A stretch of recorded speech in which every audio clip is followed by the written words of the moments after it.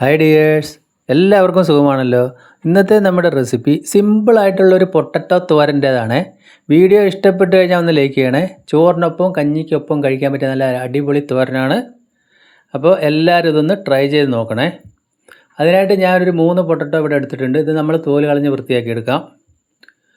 തോലെല്ലാം കളഞ്ഞ് വൃത്തിയാക്കി എടുത്തിട്ടുണ്ട്. ഞാൻ ഇതേപോലെയാണ് പൊട്ടറ്റോ കട്ട് ചെയ്യുന്നത്. അപ്പോൾ പൊട്ടറ്റോ തോരൻ വെക്കാത്തവരായിട്ട് ആരും ഉണ്ടാവില്ല. എന്നാലും ഇതേപോലെ ഒന്ന് വെച്ച് നോക്കുക. തുടക്കക്കാർക്ക് അറിയാത്തവർക്കും വേണ്ടിയിട്ടൊക്കെയാണ് ഞാനിപ്പോൾ ഈ വീഡിയോ ചെയ്യുന്നത്. ഇതേ പീസസ് ആക്കി വെച്ചിട്ടുണ്ട്. എന്നിട്ട് അതിലേക്ക് നികരെ വെള്ളം ഒഴിച്ച് നന്നായിട്ട് ഇതൊന്ന് കഴുകിയെടുക്കണം. ഇതൊന്ന് കഴുകി ഞാൻ മാറ്റി വെച്ചു.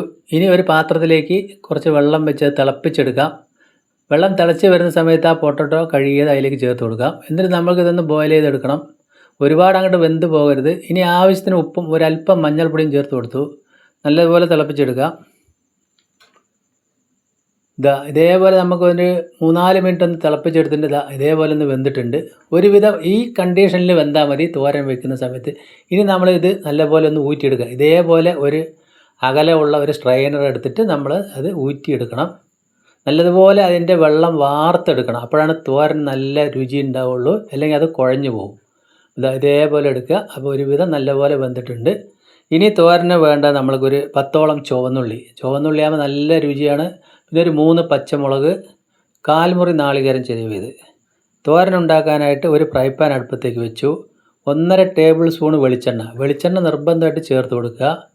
വെളിച്ചെണ്ണ ചൂടായി വരുന്ന സമയത്ത് 1/2 ടീസ്പൂൺ കടുക്, ഒരു 1/4 ടീസ്പൂൺ ചെറിയ ജീരകം. അപ്പോൾ ചെറിയ ജീരകം എന്തായാലും നിങ്ങൾ മിക്സ് ചെയ്യാനേ പാടില്ല. പൊട്ടറ്റോയുടെ കൂടെ നല്ല രുചിയായിരിക്കും. ആ 3 പച്ചമുളക് കട്ട് ചെയ്തതും ചുവന്നുള്ളി കട്ട് ചെയ്തതും ചേർത്ത് നല്ലതുപോലെ ഒന്ന് മൊരിയിച്ചെടുക്കണം. അപ്പോൾ നമ്മളിതൊരു 1-1.5 മിനിറ്റ് ഒന്ന് വഴറ്റി കൊടുക്കുക. ഇനി നമ്മൾ അതിലേക്ക് ആവശ്യത്തിന് കുറച്ച് പൊടിയുപ്പും കൂടി ചേർത്ത് നല്ലതുപോലെ ഒന്ന് മിക്സ് ചെയ്യുക. അപ്പോൾ നമ്മൾ തോരന് നേരത്തെ ബോയിൽ ചെയ്യുമ്പോൾ ഉപ്പ് ചേർത്തിട്ടുണ്ടായിരുന്നു. ഇത് ഏകദേശം കണക്കാവും. ഒരു 2 കറിവേപ്പില കൂടി അതിലേക്ക് ചേർത്ത് കൊടുത്തു. ഒന്ന് ജസ്റ്റ് ഒന്ന് ഇളക്കി കൊടുത്തു. ഇനി അതിലേക്ക് ഒരു 1/4 സ്പൂൺ മഞ്ഞൾപ്പൊടി, ഒരു 1/4 സ്പൂണിലധികം മുളക് പൊടി ചേർത്ത് ഒന്ന് ഇളക്കി കൊടുക്കുക. എന്നതിന് ശേഷം ആ പൊട്ടറ്റോ ബോയിൽ ചെയ്ത് അതിലേക്ക് ചേർത്ത് കൊടുക്കാം. ഇപ്പോൾ നമ്മൾ ഫ്ലെയിമൊന്ന് അല്പം കുറച്ച് കൊടുക്കുക. മീഡിയം ഫ്ലെയിമൊന്നും അല്പം കുറച്ച് എടുത്ത് ചെയ്യുക. അപ്പോൾ നമ്മൾ പൊട്ടറ്റോ സാധാരണ ഫ്രൈ ചെയ്യുന്ന സമയത്ത് നമ്മൾ എണ്ണ കുറച്ച് കൂടുതൽ ഒഴിച്ചാൽ പൊട്ടറ്റോ ഇട്ട് കഴിഞ്ഞാൽ അടച്ചു വെച്ചാൽ തന്നെ വേഗം. അപ്പോൾ തോരൻ ഉണ്ടാക്കുമ്പോൾ അങ്ങനെയല്ല. നല്ല രുചികരമായ നല്ല ഹെൽത്തിയാണ്. എണ്ണ കുറച്ച് മതി.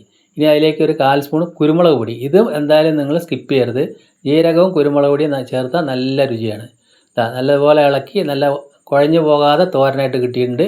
ഇനി അതിലേക്ക് ആ തേങ്ങ ചിരവിയതും കൂടി ചേർത്ത് കൊടുത്തു. ഒന്ന് നല്ലതുപോലെ മിക്സ് ചെയ്യുക.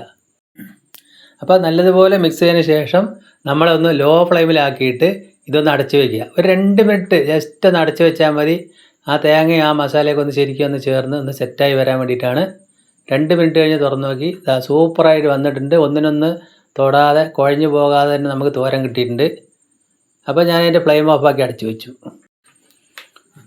ഒരു ചൂട് ഏകദേശം ആറിയതിന് ശേഷം ഞാനത് തുറന്ന് വേറൊരു പ്ലേറ്റിലേക്ക് പകർത്തി കൊടുത്തു. അപ്പോൾ എൻ്റെ വീഡിയോ നിങ്ങൾക്ക് എല്ലാവർക്കും ഇഷ്ടപ്പെട്ടെന്ന് വിശ്വസിക്കുന്നു. ഇഷ്ടപ്പെട്ട് കഴിഞ്ഞാൽ ഒന്ന് ലൈക്ക് ചെയ്യണേ.